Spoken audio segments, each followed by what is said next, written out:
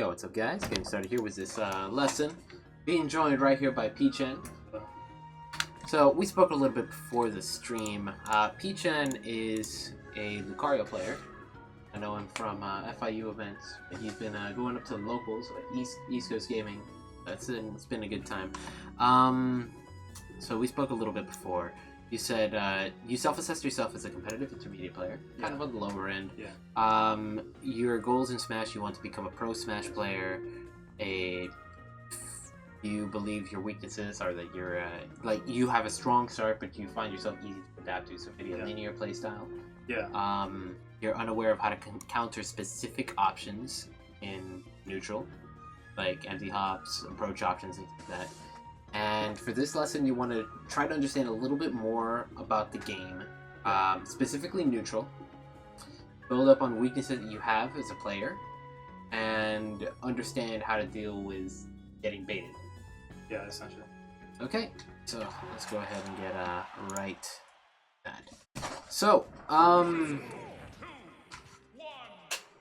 when I, just going off the top of the list, let me pull that up one more time. Okay, so the major points to discuss.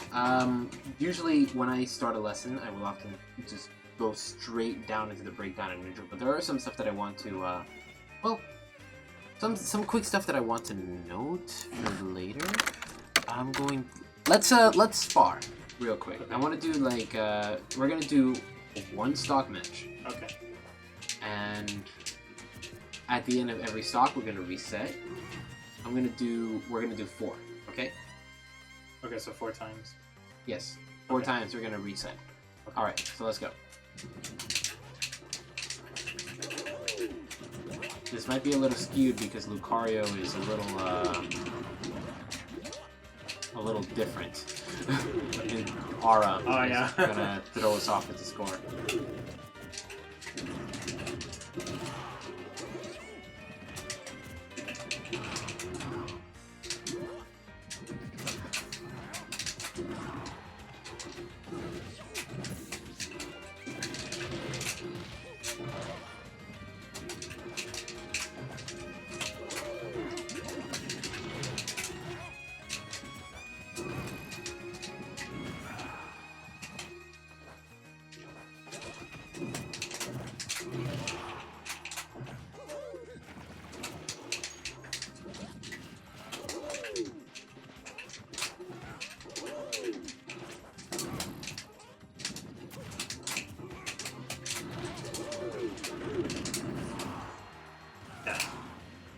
Okay, good stuff. Yeah.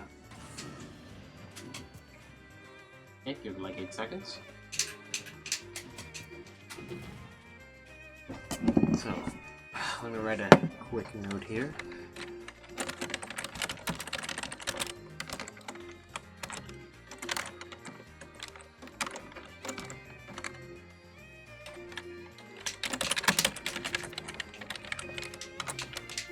Take the microphone away from that.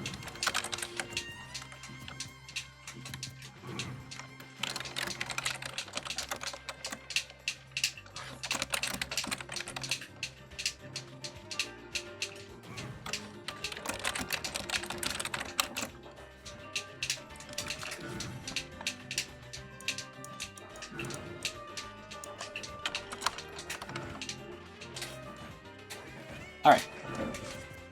Yo, Scrub, how you doing, man? Oh, he's here? Yeah. Pablo's in there. There he is in the chat. Hello, Pablo. How you doing, Pablo? Alright. Alright, so let's go.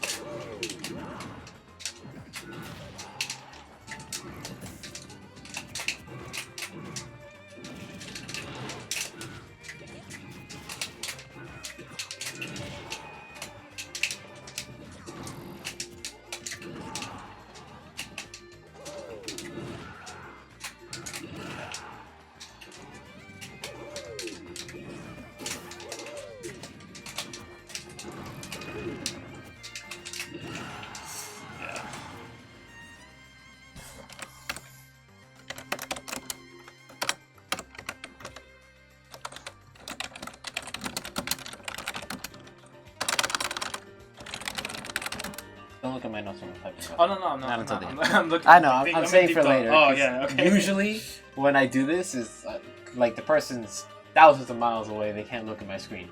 Oh. But for the sake of this, don't look at my screen. Okay.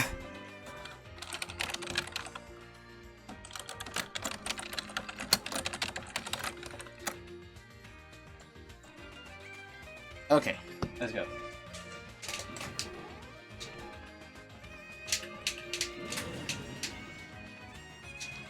Yo, Ed, how you doing?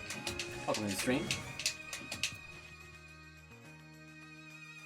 Yeah, actually, before I forget, let me do something real quick.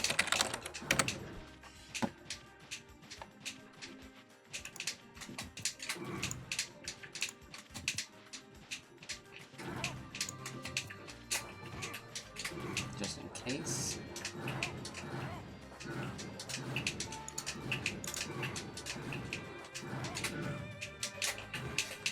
Alright, let's go.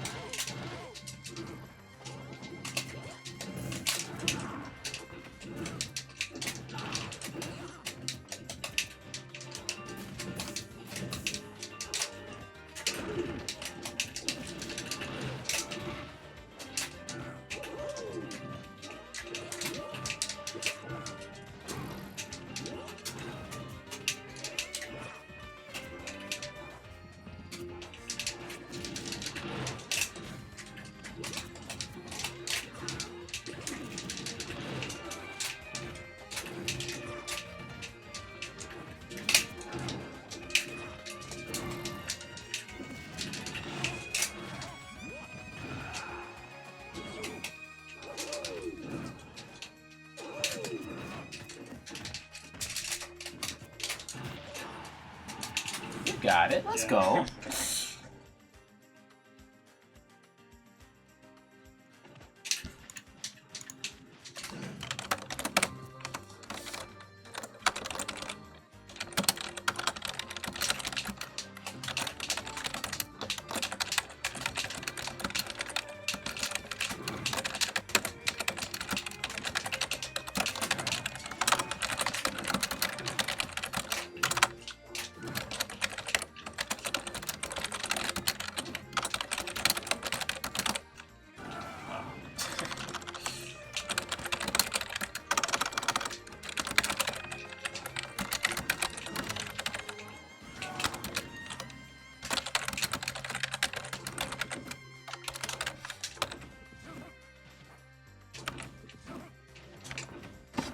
Okay. Let's go. One more.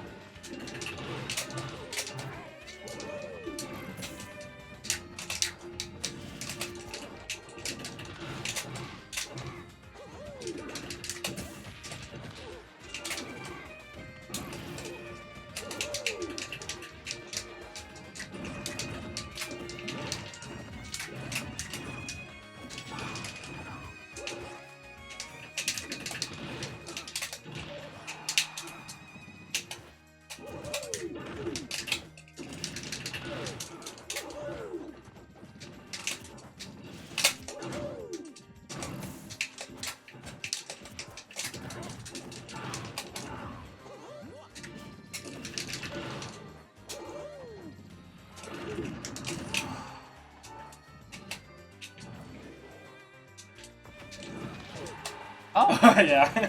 okay, so that was just, alright.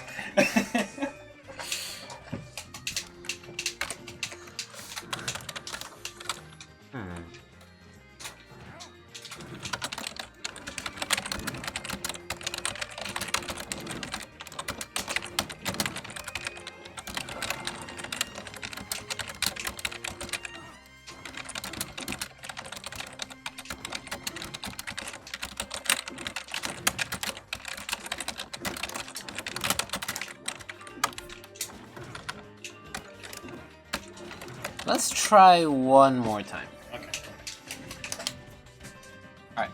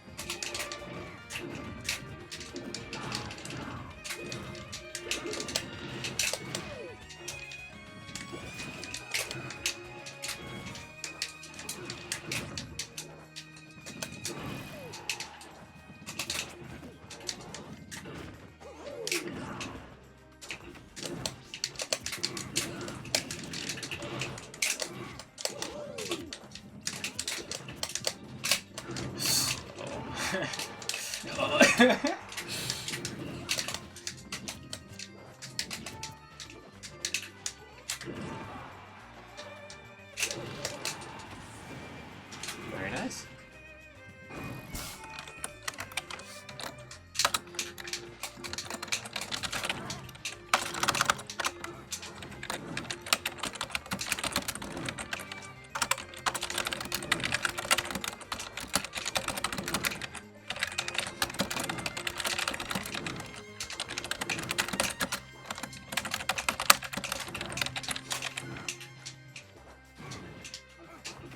Well, Scrub, Lucario's aura does scale with the point difference, but we're keeping it even because we're resetting our stocks every single time.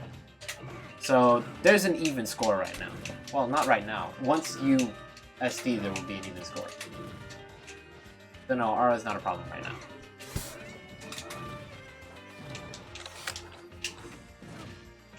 And it only, I mean, wouldn't it only count there's stocks?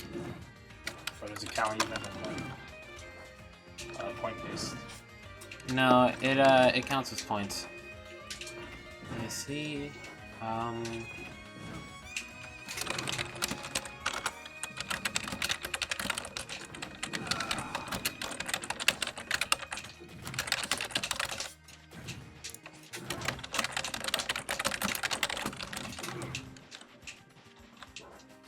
Oh, he's SD'd a few times while I was typing. Oh, that changes everything. Oh, it does? Yeah. I didn't know that. That's why I was asking. I was like, wait, this. Let's restart. So Lucario's so coming. Yeah. So yeah, I think I had I think I had more aura that game.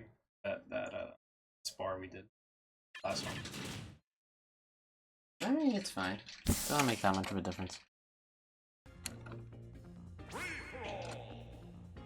In the end, it doesn't change what I was looking for. Okay, so what did you think about the 5 different sparring sessions? Did you notice anything about the way I was playing? You played more. You played more defensively, like in the second one. Like you threw out fireballs, and then you weren't approaching. The other ones well, the first one you approached all the time, and then the last few times felt like a mix of both. I was getting punished a lot. In which one? Basically all of them, or most of them. Okay. So I'll tell you what I was trying to get across in every single one we played. Okay? Okay. So the first time we played, I was going all out. Yeah. Essentially just constantly adapting, mixing up my options, and reacting to what you were doing and punishing it repeatedly. So that was probably the hardest one. Yeah. The second one, I was rushing you down constantly. Just pressing buttons in your face constantly. Okay. Just going for it, trying to overwhelm you. The third time, I was playing passively. Okay, so it was the third time, not the second. Okay. Yeah. The one where, okay. I essentially made space between us, and I tried to force you to approach. Okay. And then I would try to punish your approach options by walling you out or reacting to it. The fourth and the fifth time were both bait and punish, the style that you say you struggle against. Are those the only 2 times I won, though? Or? Yes. I get it. Yes. So, essentially, here's what I'm getting at. Here's what I'm seeing here. So, from my observations, that in the matches that we played, let me see, spar observations. By the way, you guys can follow along with this, with these notes by going to the link that I'm going to post in the chat. Not edit, can you? Going to the link and I'm going to post in the chat right now. Hello, what's up, Maverick, Ed, and Fall? How you guys doing?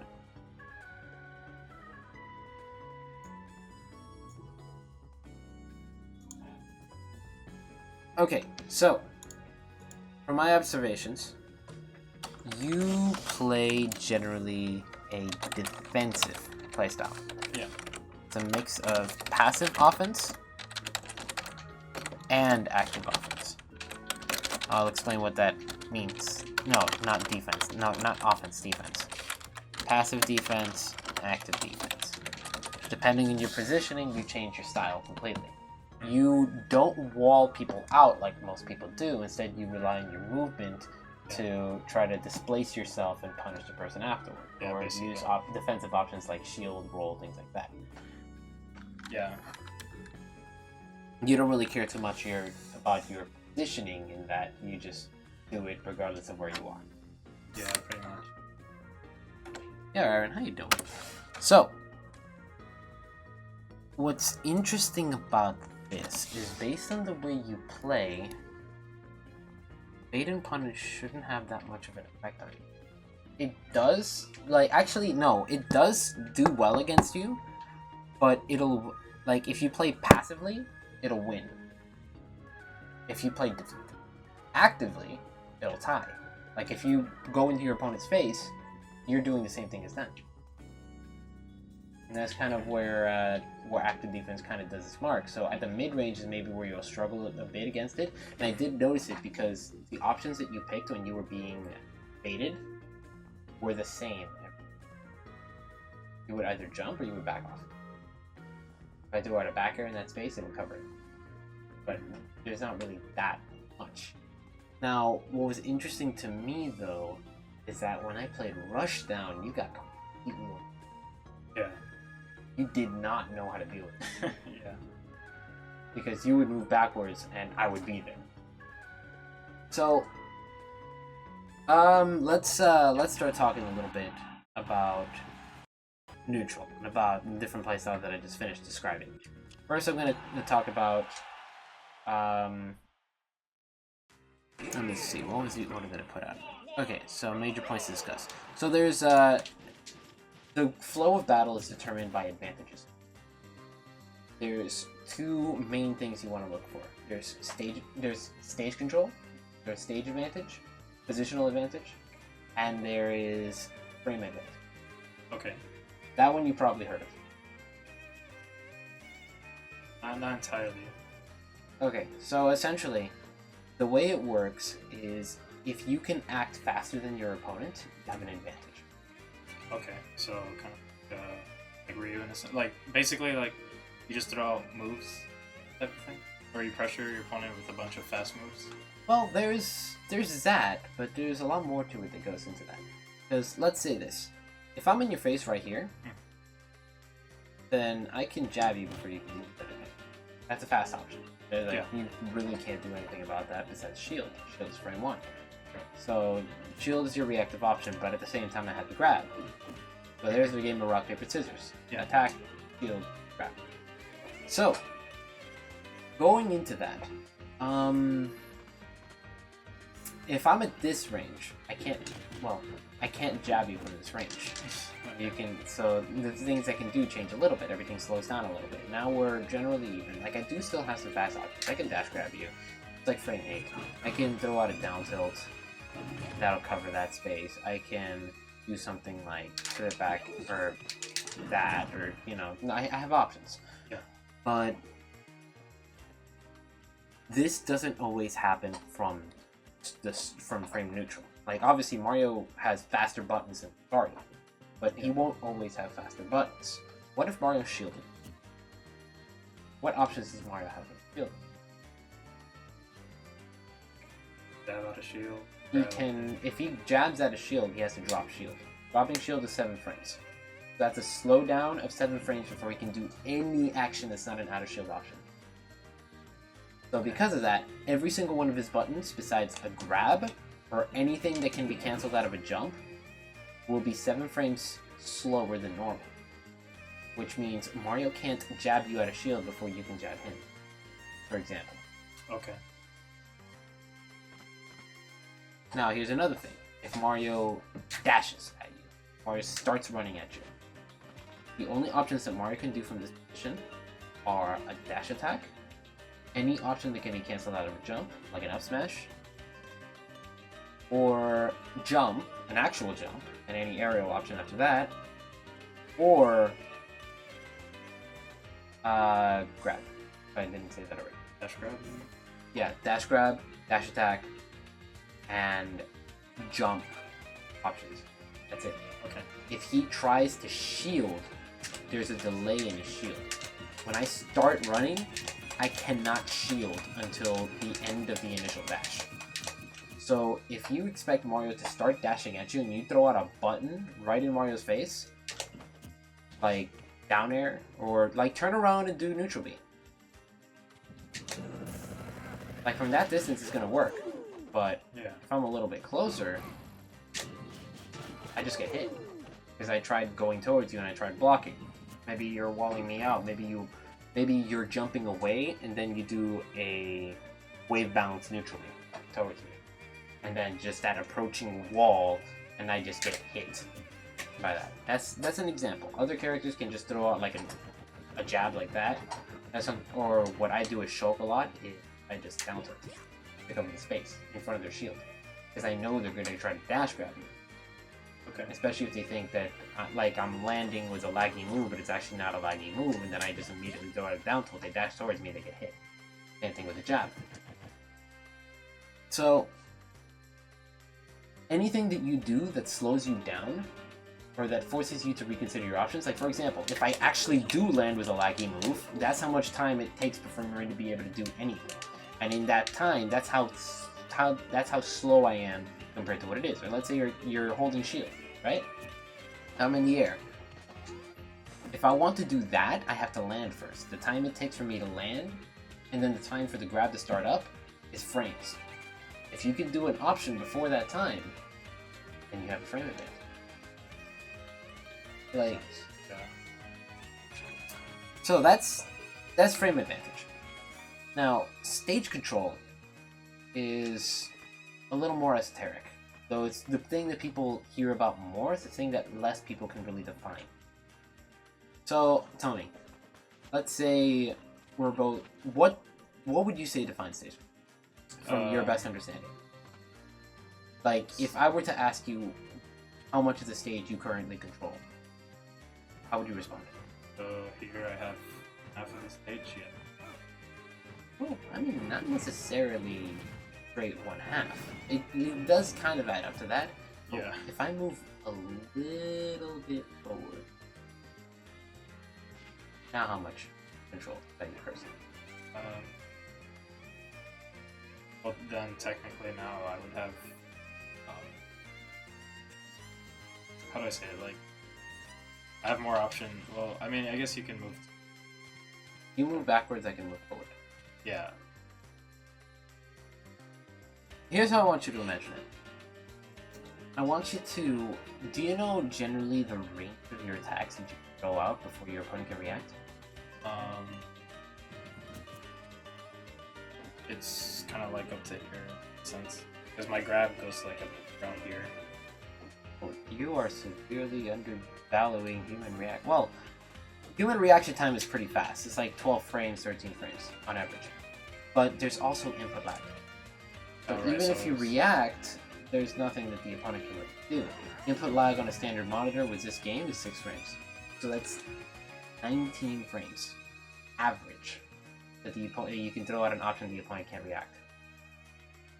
So like, for example, Mario's up smash is frame 9 from startup. But he can probably reach up to here and hit you with the startup of up smash before you can react on frame 19. So he doesn't have to only up smash in this area. Well, actually, you'd probably be able to react almost every single time. It'd be like frame 20 more like. But it's like, even though an instant dash grab would be like frame 8, he can run for 10 frames and then throw out a dash grab. And you still would not be able to react. Unless you react to something else, like the audio cue of me tapping my controller. Yeah. Auditory reaction time is faster. Tactile reaction time is even faster than that. So, completely unrelated. If you turn on Rumble, it becomes a lot easier to attack. Okay. Because anytime you get hit off stage, you get the tactile feedback. You can just press the button. Yeah, that's it. But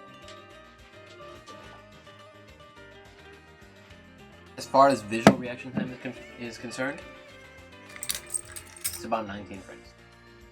So if you can gauge the window that you can throw out an attack as your character within 19 frames, you can tell generally when most people are going to be able to react.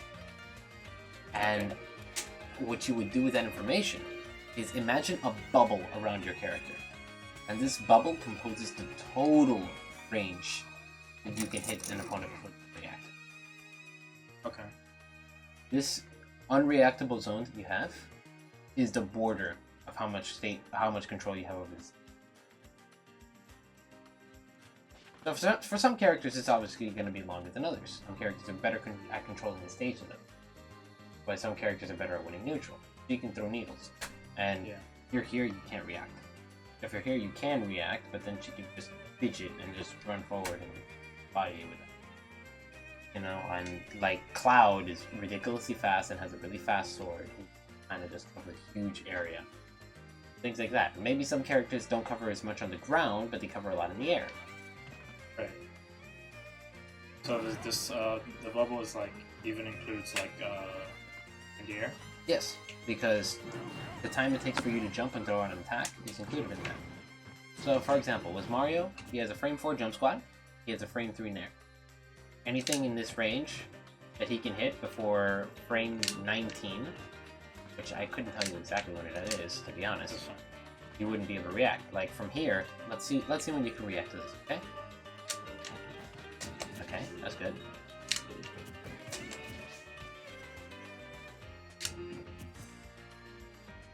Let me just very quietly.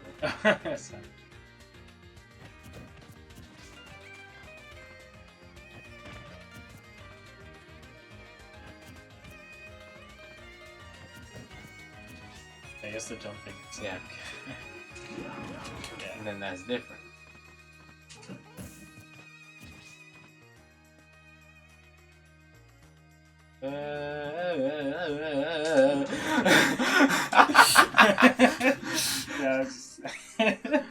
I'm asking so you can't hear it. It's fine. It's fine.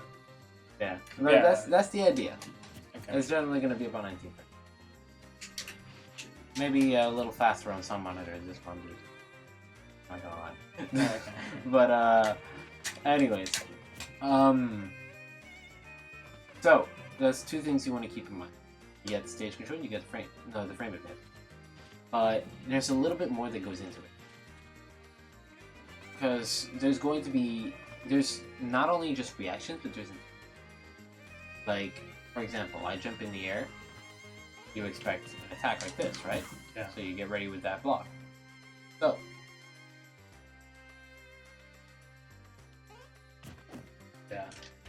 that right there is a possibility. And there's that extra layer of things, because by the time I reach here, maybe you won't have enough time to react. And you've already committed to your reaction. And now at this new point when you realize I'm not throwing out the attack, it's thinking about it, unless you did so with the knowledge in advance. Yeah. But that's almost slightly unrelated now. But it's that the reason I brought that up is because it's not the game isn't only centered around reactions and stage control. You can't just think linearly. And I don't want to give that impression off. So, with these two different kinds of advantages, you have 3 different phases of battle. This is the part that you were more interested in hearing about. So you have neutral. Right. The different phases of battle are determined by the amount of options that each character has. You have more options than your opponent. You have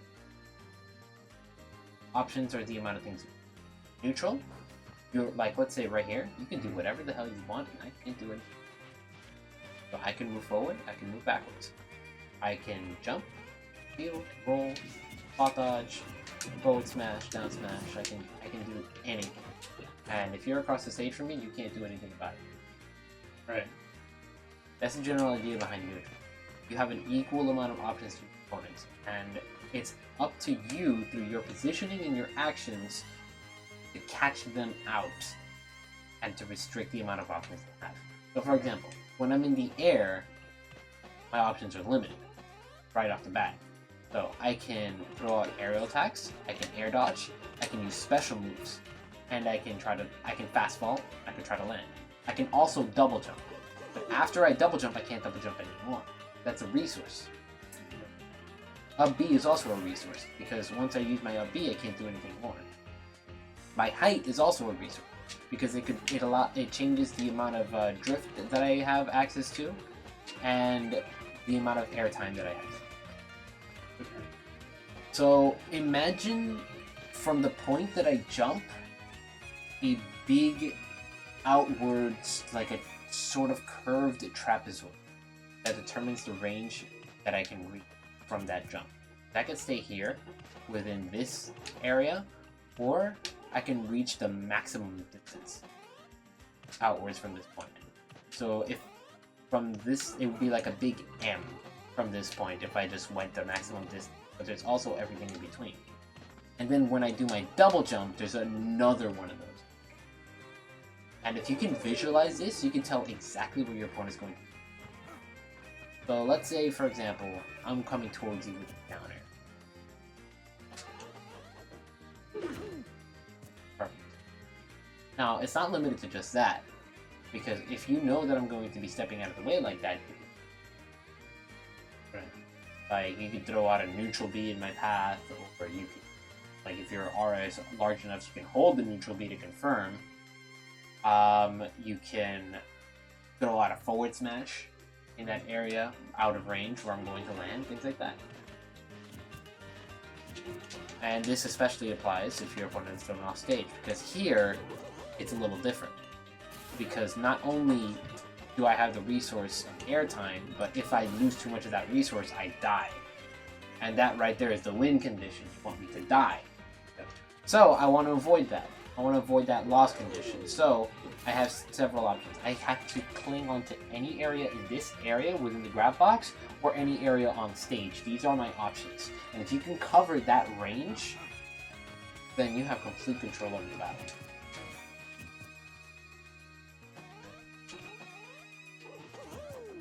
So, like, Dora would, Biosphere would, like, cover, like, that option, I guess, in a sense. Well, I mean, it would cover me landing on the stage completely. Because if I released it, I mean, if you stay on the ledge and do that, then if I land, you have aura sphere release. And I could take some heavy damage, get sent to the other side of the stage, and reduce the scenario. Essentially, by doing this, you force me on ledge. And if your aura is big enough, even more than that. Here, let me 50% a little bit.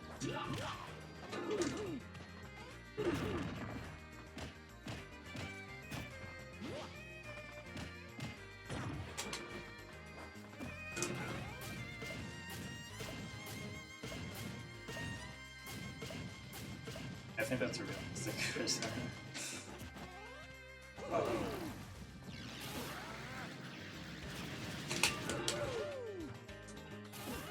It's not going to two-frame people. Against some bad recoveries, Aura Sphere? they're going to have a bad time. Yeah. Aura Sphere release I don't think is going to two... No, Aura Sphere charge is not going to two... Oh, no. Well, no. I don't... Especially not Mario. Unless it's like Max Sora, I don't... It might two-frame Captain Falcon. Yeah. So, going forward from that, you got the... That's generally what the advantage state is about. Once you hit someone in neutral, you go into advantage. Well, not necessarily, because you could also reset to neutral. Like, for example, reset your percent. Okay, so let's say you get a read on me coming in on you like this, and you just forward smash me. You can't follow up off of that. Right. So that, even though it was a punish, it was a reset to neutral. So you don't gain anything off of that besides the limit. Right. Especially because you put me to center stage, which allows me to essentially take a step back, and now we're back in neutral. So you didn't gain too much off of that. If you want to gain more off of this, you need to punish me in a way that will give you the advantage. Like grab. Grab into combo will give you more reward, but depending on how you end it off, here we just reset to neutral. So to like if I want to keep to like follow you guy or catch your second jump. It's not just about getting as much damage as possible. It's about getting as good a position. You don't always want to overcommit because overcommitting often means you. Let me give you an example. Let's say Mario starts a combo against you and does that. I got a lot of damage, but we reset to neutral. Now let's say another situation. Let's say I do this and start a ladder combo against you. I keep messing it up, but essentially the idea is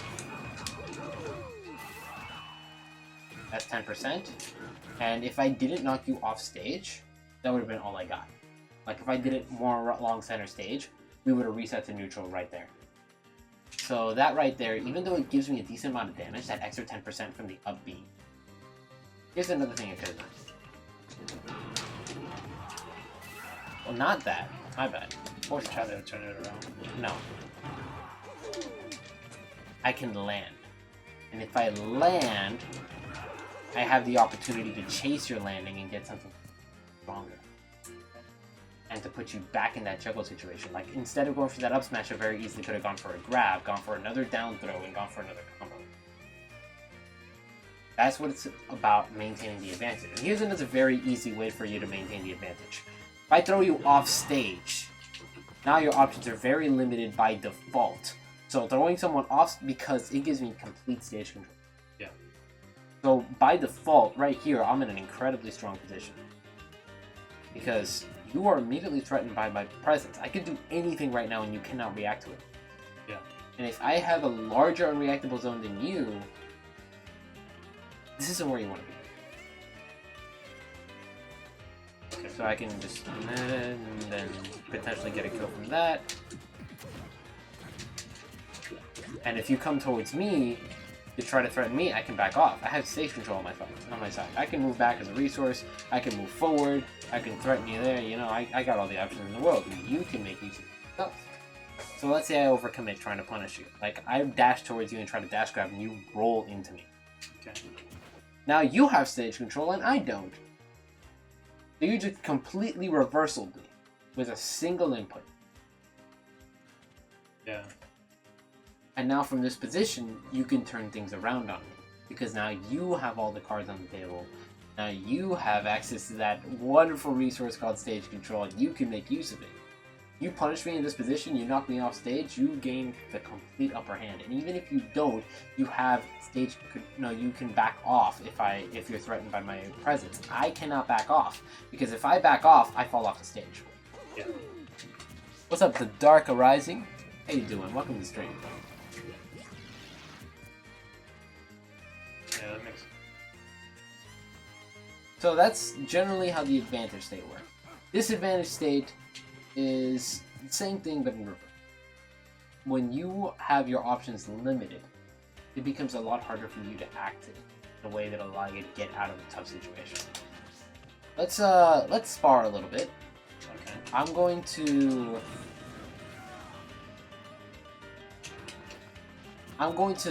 do my hardest to put you in a disadvantaged position. I'm going to show you around how it feels.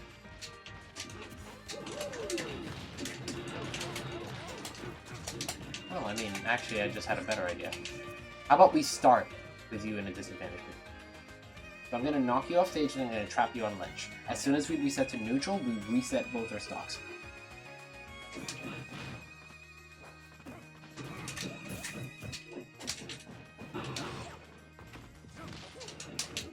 There you go. Good reset. Try that one more time.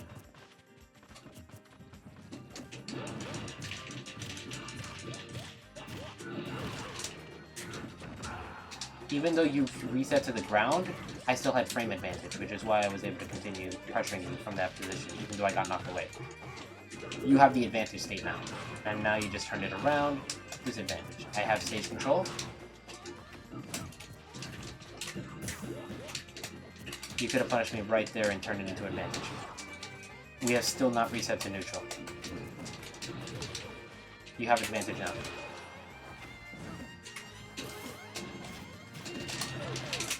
Very nice.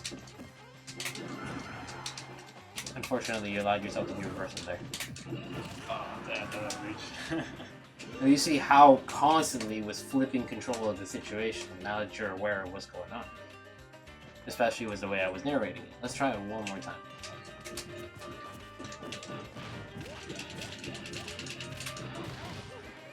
You have the advantage right now.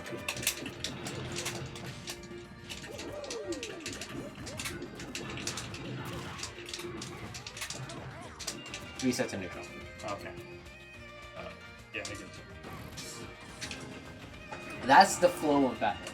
That's how things keep going on. And if you understand the flow of battle, you can make use of it in order to keep the flow in your favor. When you're in neutral, you want to take the advantage. When you're in advantage, you want to keep the advantage as long as possible. Because the longer you're in advantage, the more percent is being tacked on your opponent, because it's a lot safer for you when you're in the advantage. Because if the opponent has less options to fight you with, then there's less things that you have to guess. Easier for you to make call-outs, especially if you start noticing habits that they like to do. For example, let's say I recognize that when I get the down throw strings on you, you like to break out of it with the down air. So next time I block and I get the re-grab. And with that call-out, I can extend the combo that before I couldn't extend. Or let's say that I know you have a tendency to do that drop off into down air. Next time, I throw you off stage.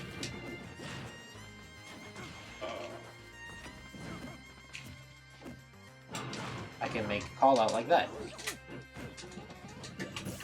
And depending on the habits that I've observed when you're off the stage, based on how you recover, for example, I'm seeing you recovering low a lot, maybe I can go for the drop zone next time.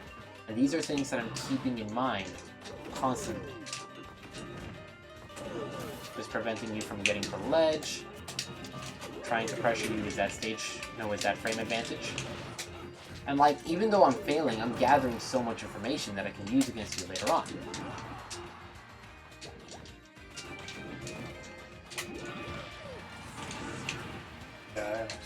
And you're gathering information on me as well. Like, that was a beautiful call out with the jump in the back end.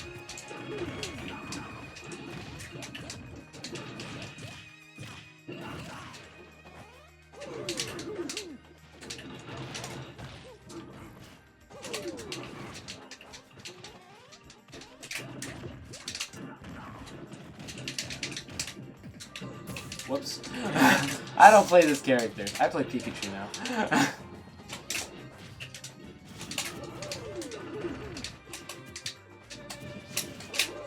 You got it. Alright.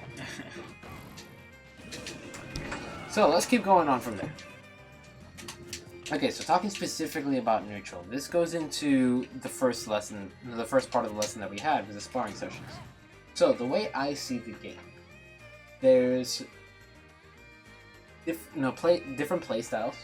There's common different play styles out there. Like, there's, in the most basic terms as possible, there's rush down, which is run forward, press buttons. There's passive, which is stay away from your opponent and react to what they do using your control of the stage, your advantage. And there's bait and punish, which is baiting reactive options, punishing them.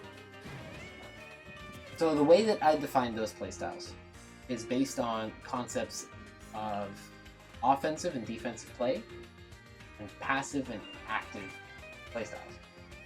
So, offense is proactive.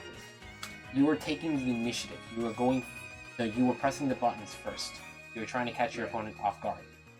It's often more rewarding to do this. So kind of like Fox in a sense. Yeah, Fox like with Characters with like the dash attack, or Mario like throwing out a lot of attacks, like trying to overwhelm you with those back airs. Like he could be walling. No, he could be essentially going forward like this, trying to pressure you out, getting all that reward. And if he gets that starting initiative, then that's a lot that he's getting from you. That's proactive play.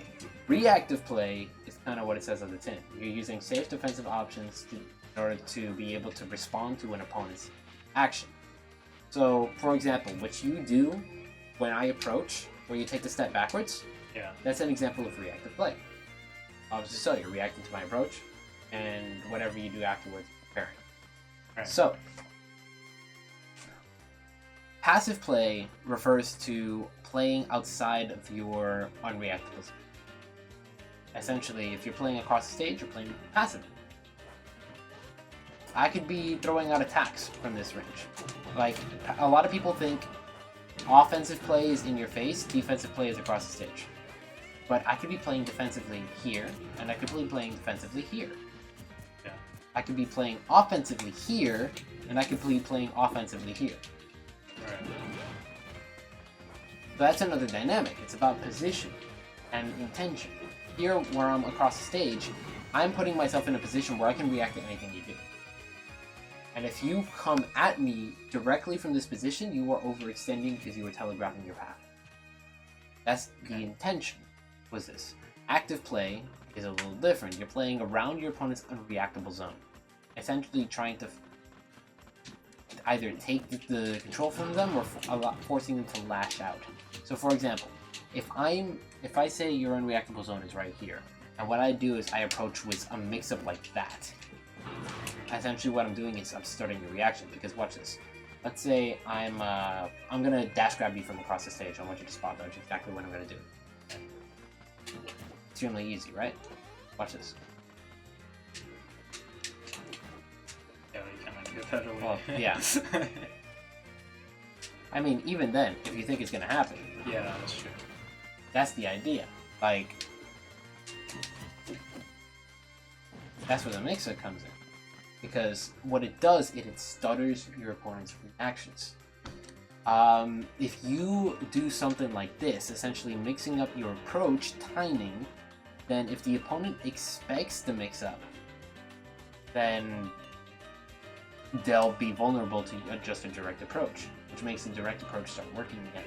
And even if they're not, like, if you just spot dodge here, like, I don't have to do anything. I could just keep baiting you all day, and then at one point I could just rush in. Because from this point, think about it. If you react to my approach from here, this direct approach here, you're reacting from the point I leave here. And you're doing the trajectory from here. Extremely easy to react to. That's like brainless. But if I stutter my momentum by stuttering here, you're no longer reacting to what I do here, you're reacting to what I do here. And here is impossible to react to. So if I go directly for you, then you're going to be able to see it from here. But if I stutter my movement, you're not going to be able to do it. Right. And if you're looking to what I do here, then, well, I mean, you got that, but then you don't got this.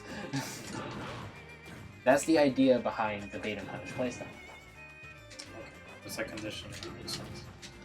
Mm-hmm.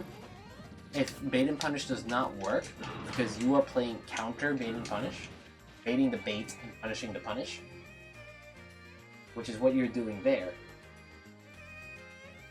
then active offense, rush down, starts working. Okay. There's a game of rock, paper, scissors that goes into it. Rush down beats bait and punish. Specifically because of what I just told you here. Yeah, so. Yeah. Okay. Or like, let's say, I want you to approach me with let's say I'm playing passively. When you approach, I'm going to throw out like a down tilt and you're gonna block it and punish it. That's as an example. Not a very good example is Mario, but let's do it. Okay. Then you can just grab me out of shield and punish me. But if I instead, let's say you do that same thing, but I play rushdown against you, I can hit you before the shield even comes out, and there's no way you can react to it because you're playing from an unreactable zone. That's the reason why rushdown beats that. So, bait and punish beats passive play. And when I say beats, I mean has an advantage over. Not like necessarily beats. Because like you could be playing passive and I'm gonna press buttons all over your face, you don't know what you're doing, you're gonna lose. Yeah. Or maybe my buttons are so goddamn overwhelming because my character's broken. Examples. Bale? Not even. Bale's rushdown game is terrible. So, if you are reacting to what I'm doing, like my direct approach from across the stage, this is exactly what I just finished saying. That's going to be very easy to dodge. That would be an example of passive beating rushdown. But over here, well, I mean, it working. Yeah, I guess you. Would be an example of bait and punish beating passive. Because if you react at the same time you're reacting here, you're gonna die. That was bait and punish beating. Wait, no, that was bait and punish beating passive. Okay. Yeah. Like I said, when I say beat, I mean has advantage on it. So your goal generally, when determining what playstyle you want to use, is watching the opponent's playstyle and determining which playstyle you're going to use. You stay rooted in one playstyle, considering it's a game of rock, paper, scissors. If you always play passive defense, which is what you've been doing for the most part during this, or just straight out defense. Like, it's not bad you're playing straight out defense, because you're switching between passive and bait and punish. Which already you're a step above most people. Because there's a lot of people who only play passive. You don't care about your position, you just play defensive. That's not a bad thing so much, but when you fight someone who's playing bait and punish well, they're always going to win or tie, depending on whether you're passive or active. That said, you were losing to Rushdown, which tells me you play more bait and punish than you passive.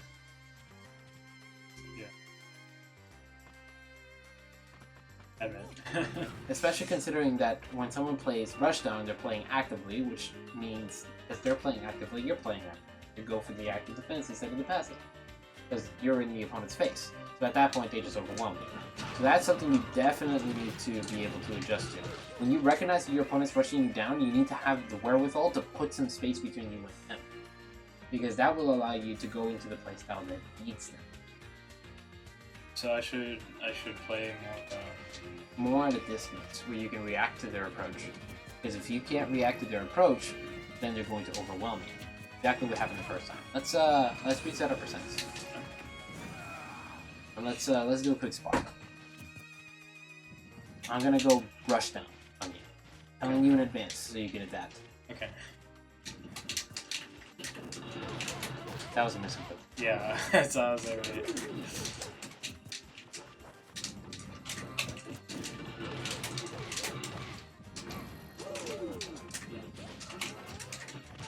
See how easy this is right now? Yeah. But like I said, it's very rewarding when it works. And you have to have the wherewithal to recognize that you are in a disadvantaged state. Your options are being called out left and right, and if you want to make it back, you have to either go for the safe options, the options that the opponent will never. If you are in a position where you have few options, like here where you already used up your double jump, consider this. This position, you have two options. You can double jump, and then have some options afterwards, or you can up B prep ledge. Yeah. If I'm covering the drop zone, then you're in a bad position there, but you grab the ledge, now you have like 6 options. You can neutral get up, you can roll, get up attack, you can jump, you can drop off ledge and do whatever the hell you want afterwards, or you could stay on ledge. Right. Okay, makes sense. So it's better to be on ledge than it is to be out here. And it's often safer to be on ledge than it is to land directly on stage. Yeah. Because once you're landing directly on stage, it's very easy to flip your options. So let's see what else.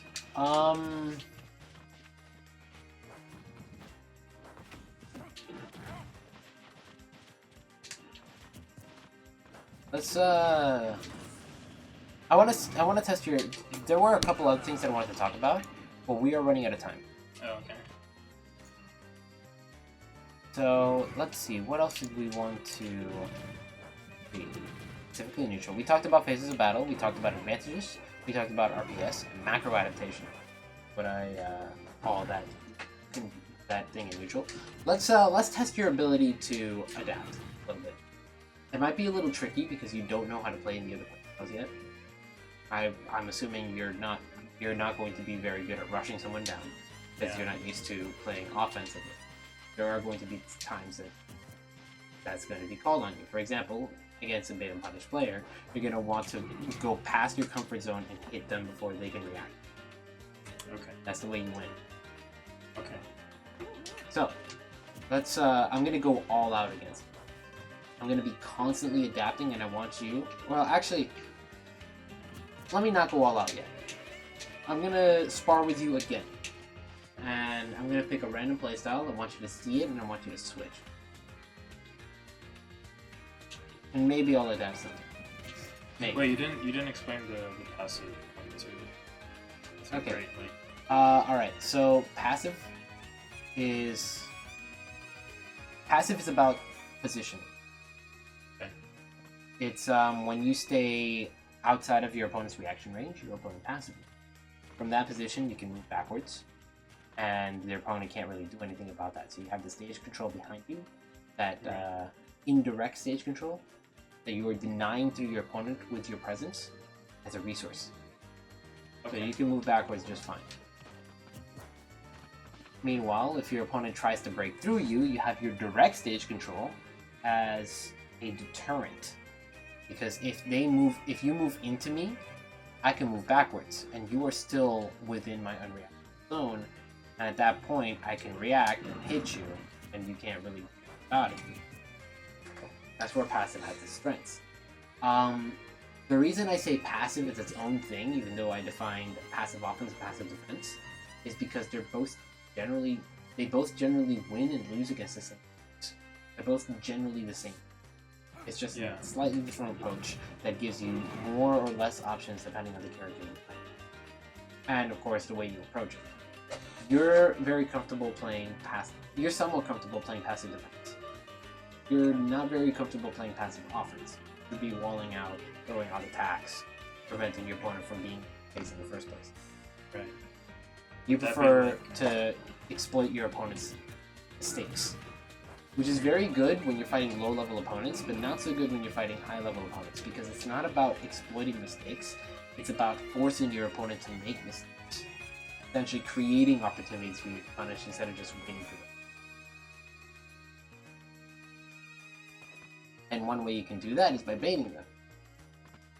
Another way you can do that is by pressuring them. And I feel you do a lot of baiting, but you don't do a lot of pressure. Yeah, I don't know how to pressure well. Sorry. Rushdown is a way to do that. Essentially, if your opponent is scared of your presence, then they will be scared of you. That will allow your baits to shine. Because it's a different thing if I always do things like this, and you very easily just say, okay, he's going to be baiting me, alright, let me just react to it and punish it afterwards, you know? But if I spend the entire match doing things like this, just rushing you down, overwhelming you, pressuring you here, making you scared of my presence because you know it leads to more combos, and then next time we have our nice little approach, I start going for reactive options. Unless you don't adjust. In which case, the other thing would work just as well, but no, it's just, that's the idea behind it. By conditioning you to feel my presence, then I would be able to go for options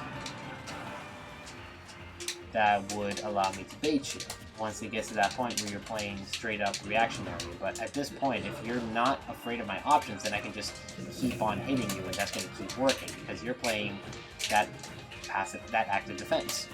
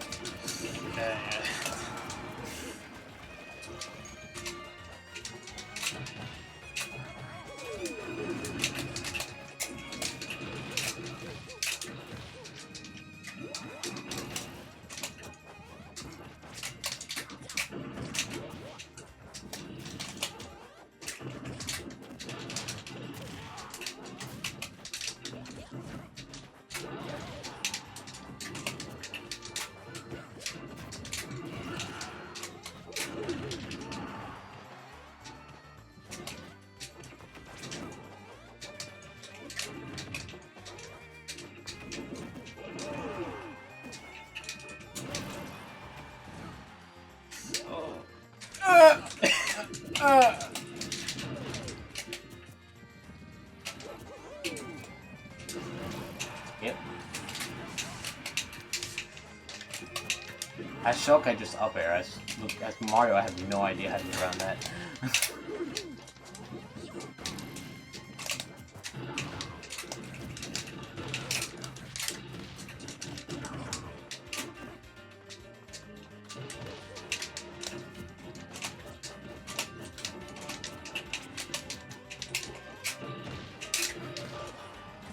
Very nice. Yeah, screwed up there. Did I say you're getting it already? Yeah, I'm starting to understand. I mean, the only thing though is I need to like keep track of. I shouldn't be talking, but Yeah, when you're trying to focus on something new like this, you definitely shouldn't be talking. But it's important for you to talk right now. So, what were you saying? that I just need to learn how to recognize it constantly. Because sometimes I just go with the flow of it, like, you know, like I start playing like based off of my, yeah, like my opponent's mistakes type of thing. Which is good. If your opponent makes mistakes, you should be punishing them. The whole point I was making is that you can't rely on it. Right. So I have to like go in sometimes. You have to force them to make mistakes.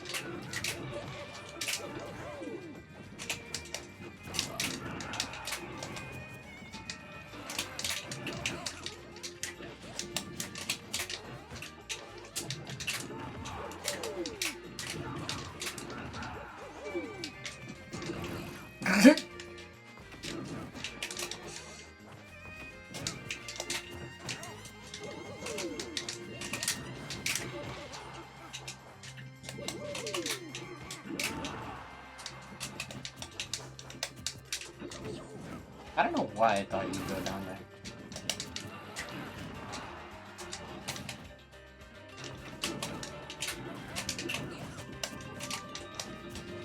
Oh no!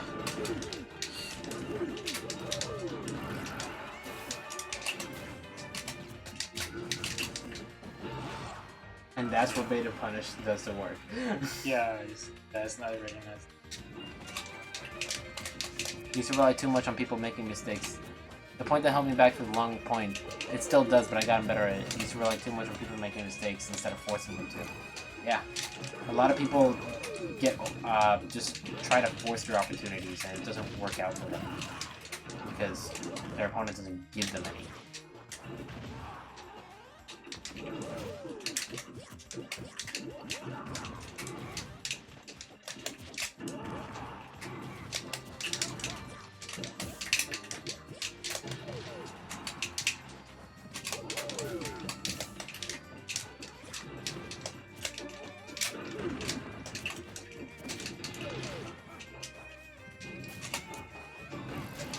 Oh, I was looking away from the screen, you know. yes.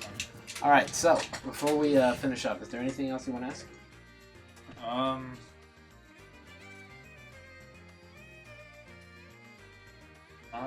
Off the top of my head, not really. It's just, I guess at this point, it's just using, you know, what you said to apply, and or like the play styles, and to learn how Lucario works in each of those play styles. Yeah, there's still a lot that I wanted to talk about that we didn't get a chance to. That's fine. We're out of time right now. So, Yeah, that's fine. if anything, feel free to ask me about some of this stuff later on, and we can give you a quick tip, or if you want, we can do a follow-up lesson later on and work off of this. But I think right now you're in a good place. Just keep it going from here and just learn the basics. This definitely isn't everything. No. Not even close. But actually this alone got me very far. There is the other aspect of it, which is understanding what your opponent's going to do when they're at a disadvantage, like ways to condition certain outcomes, and essentially ways to adapt when you have the advantage, allowing you to steal out those stocks, Right. which is very important because if you win neutral, you want to make. Well, we'll talk about that at the time. You go to tournaments? He's talking to Kazi. Oh. I thought usually you just told me to go to tournaments, so... I mean, yeah, that too. That too. Yeah, I need to start going to more tournaments. Yeah, you said rushdown beats, or... Has an advantage. Has an advantage for bait and... Yeah, bait and punish. Bait and punish. And... Bait and punish is an advantage over passive. Right, because you're technically forcing them to approach based on what you You're want them to do? no, it's bait and punish is an advantage over passive because you essentially bait the reactions from them. Right, okay. You force them to act, force them to make a mistake, and then you punish them. Right, okay, that's what. So like kind of like short hopping in place. Short hopping you wanna go for a grab, in and then, mid range would be an example of that. yeah, and they like throw out a backer when they whiff the grab. So, Yeah, something like that. Because essentially you put yourself in that range and then you take a step back and they try to punish you and you're out of range and you go for the punish. And at the same time, you playing that playstyle puts you in the perfect position to transition into active offense. Or into rushdown. Because from that position, you're in a zone that your opponent can't react. So if I do something like that, you can't possibly react to it. You're anticipating the next jump, you're not anticipating the other possibilities. That's what makes it scary. That's why your opponent is afraid. That's why your opponent reacts. If you don't force them to be scared, then they will not react and the playstyle will not work. That's why some opponents just end up getting bodied. I mean, just end up breaking through that without much consequence. Oh, some make you do that. Tournaments to Eddie. Can't tell if you improve until you apply it. yeah, I mean, besides that, friendlies will get you very far as well. Just so long as you have a learning mindset when you play, you'll go far. okay. one of the most important things in this game is to know how to learn. Because once you know how to learn, you can determine your own weaknesses and determine your own path to fixing it. You can take lessons all you want, but until you learn how to grow yourself, you will not transition very far. It's the same, give a man a fish, teach a man a method. The main thing that I want you to leave with is not to always ask what in certain situations, like what can I do to beat this, but also to ask why. Why does this beat this? Like, for example, why does bait and punish have an advantage against passive? There's one thing for me to tell you that it does. If you understand why, you can apply that same logic to other situations. That's a very important step to grow. Anyways, that's a good place to end up on the lesson. Been a little over an hour, but it's all good. Been a pleasure. If you want, we can stick around. We can keep playing friendless. Okay. Yeah. If you got time. I don't mind. Yeah.